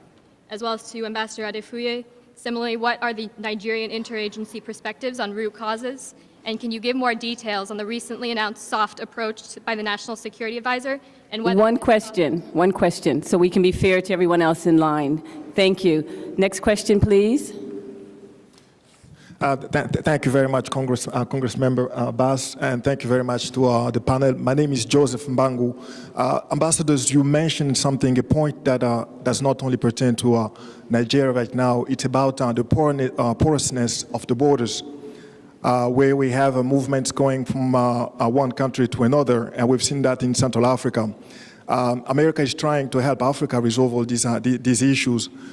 My question is, what are the specific measures right now being taken to stop this movement of rebellion movement from one country to another? And thank you. No, one question. Thank you. To be fair to others, please, Madam. Thank you very much. My name is Omolola Deliosho, and I am with Act for Accountability. I'm also a citizen of Federal Republic of Nigeria. Ambassador Adefuye, you've said that first of all, it's unfortunate that you, as the representative of the federal government of Nigeria, you seem very defensive and very antagonistic towards Please, your human rights question. associate organizations that are doing great work in Nigeria. But furthermore, if you have continuously said that Nigeria has been unable to be prepared to deal with the issue of Boko Haram since 2009, so what is it that the federal government of Nigeria and the Jonathan administration in particular is going to do to make sure, one, there is a restored faith in government, in ability to protect its citizens, but furthermore, how is the administration going to deal with the issue of Boko Haram, bringing back the girls safely and soundly to an environment where they can continue to have an education? But Thank you. How are you going to ensure that we are safe as Nigerian citizens? Thank you. Question from the right, please. I'm going to take the, yes. Good morning, Tamper Stevenson, founder of Native Soul Kitchen and advisor to the African Heritage and Health Program for Old Waste Preservation Trust. Yeah. My question involves, I'm making my first trip to Nigeria after finding my Fulani heritage, and it's in September. My concern is what would be the message or advice for those who seek to travel during this period of time, since it's a set trip to do a nutrition mission. Thank you. I'm going to start with the interagency response issue first with Ambassador Jackson, and then also answer the porous border measures that you've already highlighted. Ambassador Adefoye, I'll turn to you on the government restoring faith to its people, and then on the advice of travel as well. So on the assistance, our counterterrorism assistance includes training on the detection of bombing, of bombs, basic forensics, border security, post-blast investigations, and crisis management. We're also providing assistance with negotiations and advice on how to conduct those negotiations, and this is an interagency team that's providing them. As for specific measures to prevent the movement of folks across the border, Nigeria, Chad, Cameroon, and Niger have all sent additional troops to the border, with the Cameroonians having sent the largest foreign contingent to deal with this, and they have been engaging Boko Haram very successfully to date to keep cross-border incursions to a minimum. Thank you. Ambassador Adefoye on restoring faith, and if you could give advice on travel. Yes, on travels, I think I've always told our American friends, ever since Boko Haram, even when it assumed the status of West African branch of a global Al-Qaeda movement, travels to Nigeria, in spite of some occasional travel advisories, have not ceased. Airlines to Nigeria record maximum, even during this summer, the British Airways had to add one more flight to its daily flight to Lagos, 365 days a year, from Lagos to Abuja, from London to Lagos, and from London to Abuja. So it has not ceased. You only need to go to Nigeria once. Then you will realize that all this noise, which this Western media have made it, they are doubly exaggerating. It's as if there's problem in Arizona, and you say you don't want to do business in Washington and New York. That's what this people are doing. There's problem in Washington, state of Washington. You don't want to come to New York. These things are doubly exaggerated. So you go to Nigeria once. Those during the war they're coming from, all those who came there are going back. They signed all kinds of deals. You just have to go to Lagos, Abuja. Then you know that there's no problem about going. You go once, you don't want to come back again. You want to keep going because there's a lot of money, a lot of investment, a lot of resources to be made while in Nigeria. Ask those who have gone. My friend there she was there in May. I came back 2 days ago. I brought 6 American investors who address companies who are making deals in Nigeria. So travel advice, just forget them. Then on this, the lady who asked the question about human rights group, she left. She didn't want to listen to my response. And she should have listened to me. All I just said was that, look, human rights, yes, if Boko Haram is violating human rights of people, focus on that. When we then take measures to stop them, then you say we are violating human rights. What kind of logic is that? I can understand that. We are trying to protect the human rights of people who have been attacked. That's what we are doing. And the other question, restoring faith in the ability of government to protect its citizens, where we are doing the best we can. It's going to take a long process. Because of 9/11, nobody lost confidence in the ability of the American government to protect its citizens. So because of Boko Haram, don't lose confidence in the ability of Nigeria to protect its citizens. Boko Haram is a phase that will pass. It's a phase that will pass. We get over it, and Nigeria will return to its status as the hope of Africa. You people say Africa is the next continent, is the next frontier. When you say Africa is the next frontier, you are talking about Nigeria. 30 seconds. Can't do anything about that. So I don't know the third question.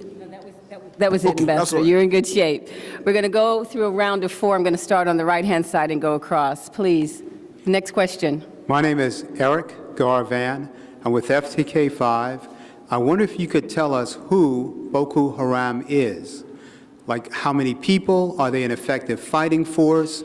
How are they being supplied with equipment? I'm understanding you are talking about bomb detection. Are they in danger of linking up with other organizations? Next question, Madam. Good morning, ladies and gentlemen, congressmen, ambassadors. My name is Rosemary Seguero. I'm the president of Hope for Tomorrow. We focus on conflicts and violence prevention. And I want to thank the Yali group. Welcome again. I was part of the Yali reviewers. So welcome to Washington, D.C. My comment, one thing is... Question in a comment. No comment, just question, because we want to make sure everybody gets a chance to ask their question. Mr. Ambassador, what are you seeing in the dialogue between the government, starting from the president, dialoguing with the Boko Haram? Boko Haram are people who come from somewhere, who are Boko Haram come from somewhere. How do you see the president and the government talking to Boko Haram? They can listen. Maybe they want attention. They want something that nobody knows. Nobody's giving them attention. How do you bring that to dialogue with the president and the leaders to understand what they want? Thank you very much. Sir, please. Good morning. My name is Gerard Kobobo Afadani. I come from the Republic of Cameroon. I'm part of the Yali crew at Howard University. Permit me say good morning to Ambassador Jackson, who is a prince, traditional prince back in Cameroon at Guzang. When we look at the theme today, we talk about ongoing threat of Boko Haram, and Cameroon remains the most vulnerable country. Unfortunately, we don't have a panelist here. And when we observe their mode of operation, they may hit in Nigeria, take refuge in Cameroon, or hit in Cameroon, take refuge in Nigeria. My question is, how effective on the ground is the patrol? Mixed patrol. And when we know that the principle of poursuite judiciaire transfrontalière, that is, Nigeria is able to follow up the terrorists across borders. And lastly, I wish to know if we can, the incursion, because we know the second and the third of the Boko Haram team are Douala-based Thank citizens. you very much. Question from the left, please. Good morning. We're speaking about an internal affair of Nigeria that has external factors. And as far as external border countries crossing borders, I have one question. Nigeria doesn't manufacture any weapons. And we just heard the gentleman speak from Cameroon. Cameroon doesn't manufacture any weapons. Now, someone said earlier today that this group has the capacity, weaponry, that is superior to the Nigerian military, that they can't deal with this level of weaponry. Your question, please? Where did these weapons come from? Because they did not come from internally. Thank you. Where was the weapons from? Thank you. I'm going to take one more because we have about 10 minutes left. Let me take another one here from the right. Hello, good morning. My name is Maria Adebayo, a recent graduate of Johns Hopkins University and an intern at Center for International Study and Child's Advocacy Women's Rights International. And my question is, we talked briefly about corruption and the relationship between Boko Haram and the U.S. government, whether it be true or false. And so my question is, what is the Nigerian government doing in order to ensure democracy for the upcoming election? Thank you. Okay. Do one more here. Hi, my name is Joyce Rogers Holiday, and I'm the Executive Director of the International Association of African NGOs. I can tell you that ever since the surge of terrorism started, our president, our ambassador, and other concerned officials have worked tirelessly to contain the crisis. I know one of the congresswomen asked about dialoguing with Boko Haram and other northern leaders. Ambassador, I know that you guys, the administration, have tried several times to dialogue with leaders and also Boko Haram. Secondly, your question, ma'am. I just want to say that I think, Ambassador, the issue is communication. How is the administration engaging the citizens? In other words, keep them updated on your activities. Is there a website where they can go to find out what the administration is doing? Because a lot of the complaints are stemming from not knowing, what the administration is doing. And I know that the administration have been doing quite a lot. Thank you very much. With Ambassador Jackson first, and then we're going to go across. Why don't you take the Cameroon question first, in terms because I know that you mentioned the support and the resources that are going there. Go ahead. So, in terms of cross-border activities, there is intelligence sharing. Cross-border patrols in hot pursuit have not been implemented at this time. This is something that the countries are discussing. But as I mentioned a couple of times this morning, the borders have been reinforced and the cooperation has definitely improved. And we're seeing that Boko Haram has taken significant casualties since the summit in Paris in early May. Staying with you, Ambassador Jackson, what about where the weapons come from? And do we know the size of Boko Haram? I don't think anyone knows the exact size of Boko Haram. It's in the thousands by our estimates, led by Abubakar Shakar.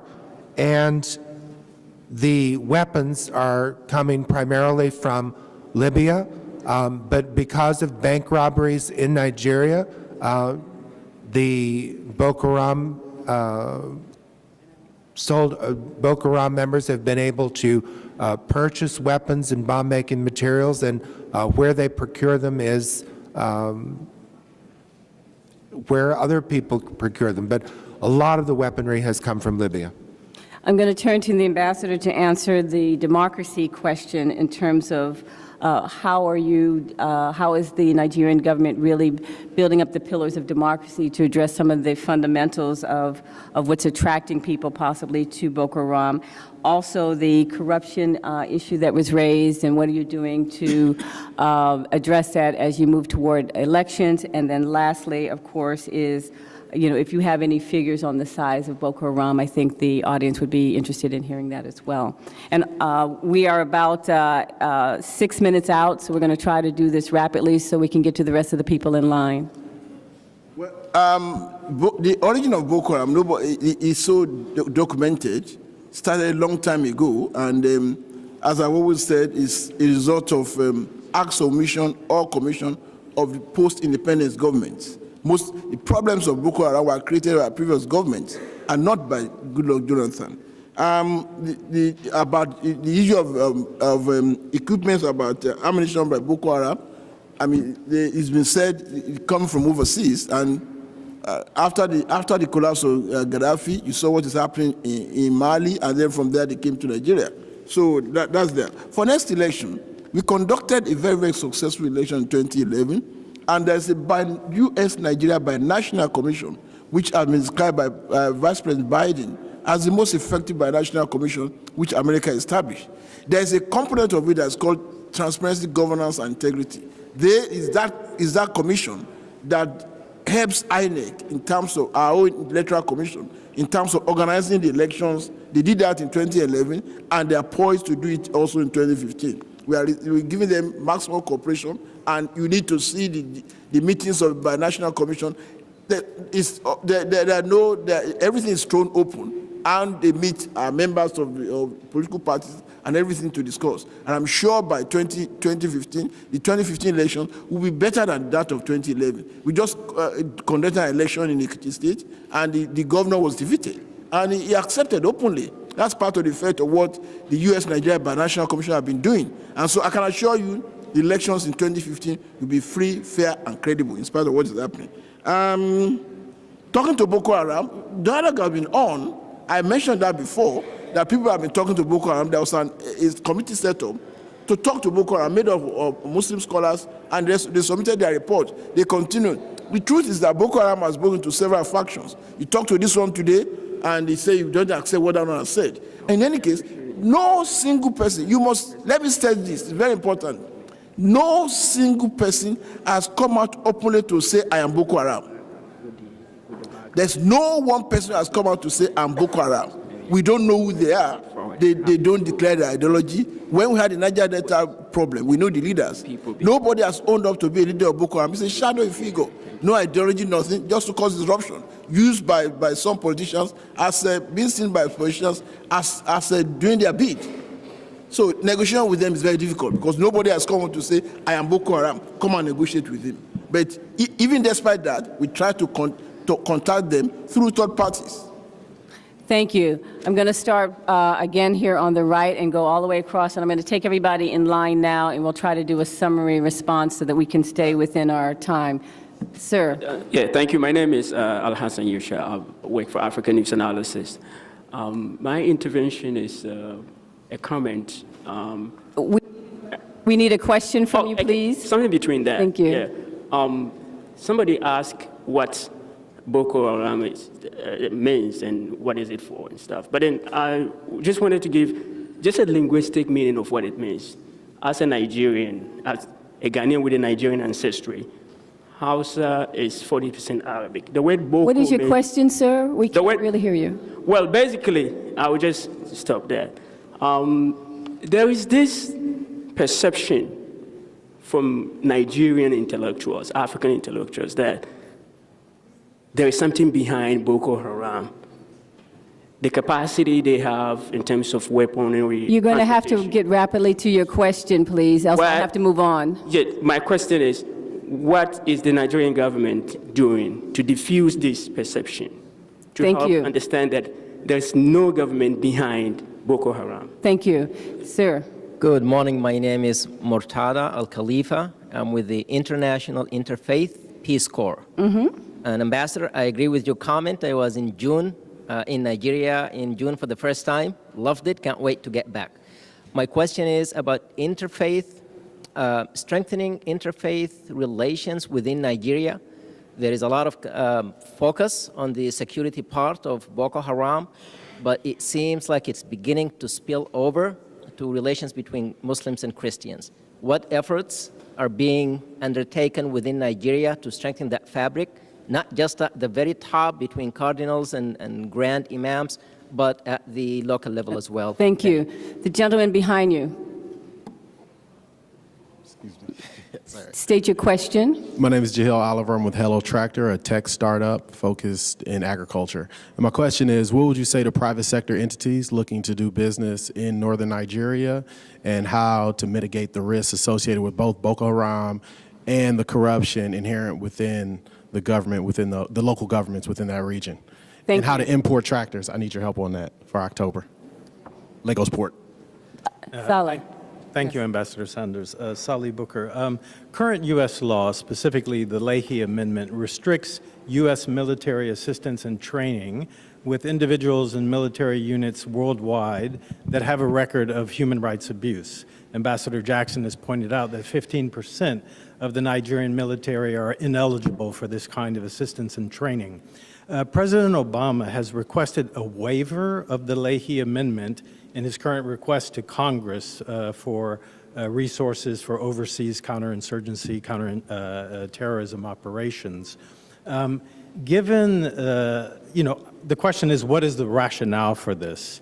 And if Congresswoman Bass would like to comment on this, I would be interested in her position on the request.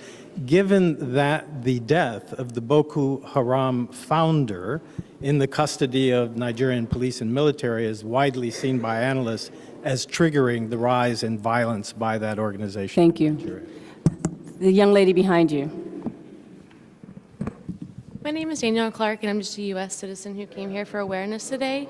And my question to you is, we obviously have the problem now of the girls going missing, but this group is not going away. So what can we do that is preventative yet also reactive to help integrate these girls back into their communities? Is there any plans or funds, anything for a rehabilitation home? And more specifically, what kind of medical attention are these girls receiving for their sexual health needs? Obviously, they've gone through rape, and is there anything being done about the HIV, STD, or pregnancy concerns along with them?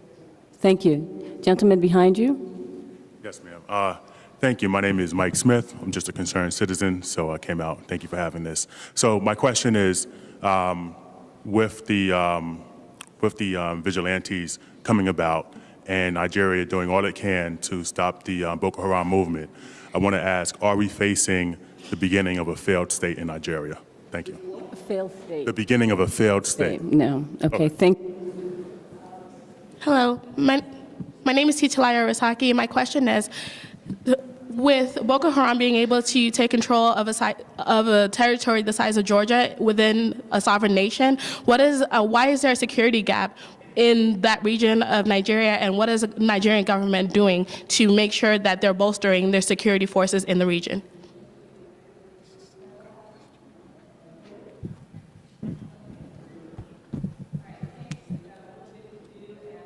We have a little bit to finish up with. I will really encourage our panelists to be as brief as possible in trying to summarize. I'll give you a set of questions to try to address in your summary. I will start with Ambassador Jackson on the rationale on the waiver for the Leahy amendments. We've already talked about that a little bit. If you have any comments on what we're doing on the U.S. side, I know we're very active on the interface side in terms of our activities on the development side, so you might want to do to that. You've already addressed the vigilante group, but I think I'll leave that question for Ambassador Adefuyu on the interfaith as well as on the vigilante groups. But if you can talk a little bit about the private sector, because I know the U.S. private sector, we have a big private sector initiative in Nigeria, so you might want to comment on that. And then Ambassador Adefuyu, you will have, as your wrap-up, really to look at comments on interfaith relationships, because I know you've already talked about that. The question of whether or not the government or some entity of the government is behind Boko Haram. And the last question, which I know you had a visceral reaction to, is whether or not Nigeria is on the road to becoming a failed state. And if you'd like to address the private sector doing business in the North, you may do that. You may do that as well. And the young woman that asked the question about what we're doing to respond to some of the young women that are coming back and the families, both Ambassador Jackson and Adefuyu responded to that, but I will also ask Ambassador Jackson to talk a little bit about if we're providing any medical treatment in addition to trauma treatment and support that we're providing to the families and the girls that have returned. All right. First, I want to clarify something. We have not said that 15% of the Nigerian security forces are ineligible for training assistance. What we have said is that 15% of those screened in 2012 were not approved for assistance. That's different from being ineligible. The administration has proposed new language under the Counterterrorism Partnership Fund that would allow the Department of Defense to obligate funding notwithstanding any limitation in a provision of law that would otherwise restrict the amount or recipients of such assistance subject to congressional notification. That does not apply to assistance provided by the State Department, only assistance provided by the Defense Department. As for interfaith relations, I want to note that our special envoy to the Organization of the Islamic Conference has been meeting with Nigerian religious leaders to encourage a dialogue and to encourage their outreach to members of the Christian Muslim communities in Nigeria. And on private investment, American companies are huge private investors in Nigeria. We encourage that. There are tremendous opportunities. We have a travel warning. We have a very active commercial section that can provide specific advice. But we think Nigeria is open for business and a great place to do business. And with that, I will yield to Ambassador Adefue.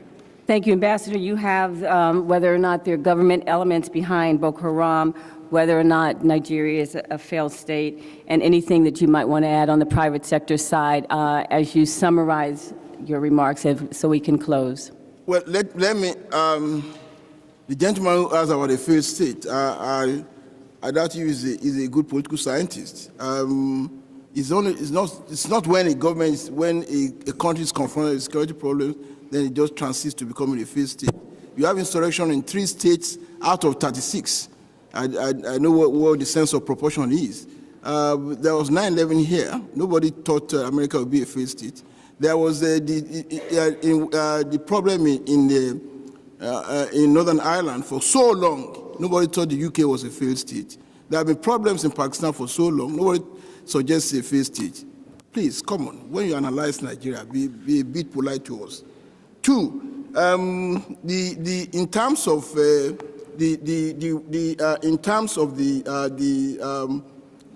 talking to the Boko Haram people, we've done so much on that. Whether there are government elements behind Boko Haram. Yes, in every situation like that, you find some people who are just who are blacklegs, who do whatever they can to take advantage of the situation. Some elements who have been suspected of disloyalty have been purged. And when you do this purging, we don't. When you do this purging, we don't publicize it. The government is aware. We are not saying that everybody is loyal to the government. Some people, even within the government, are trying to take advantage of the situation to ensure that they position themselves for the next administration. So some people have been, once they are discovered, they are quietly being dealt with. I'm not saying that everybody is loyal to President Goodluck Jonathan, but then the problem is he does. When those elements that are not loyal are discovered, they are dealt with. And what is the next one? Last one was private sector. Last one was on private sector. Well, the good thing about what has been happening is that Boko Haram has failed to discourage private investment in Nigeria. We did WEF. It was very, very successful. There were over 1,100 people participated from 70 countries. It was the most successful. And this last week, when I visited Nigeria, last week I was there, there are more than 6 investors from top American companies who are still making investment in Nigeria. You only need to go there as an investor once, and you keep going back.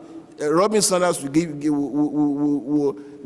confirm that with you. She's been there several times, and she keeps going, whether at Boko Haram, even immediately after WEF. And to respond to another question, there was a special economic program made to contain the destructions, to compensate the northern region by fast-tracking the economic development in that area. That did, and there are many American investors there. Over 20 American companies were there, and they were there to make deals, and they're making progress. So Nigeria still remains an investor's destination.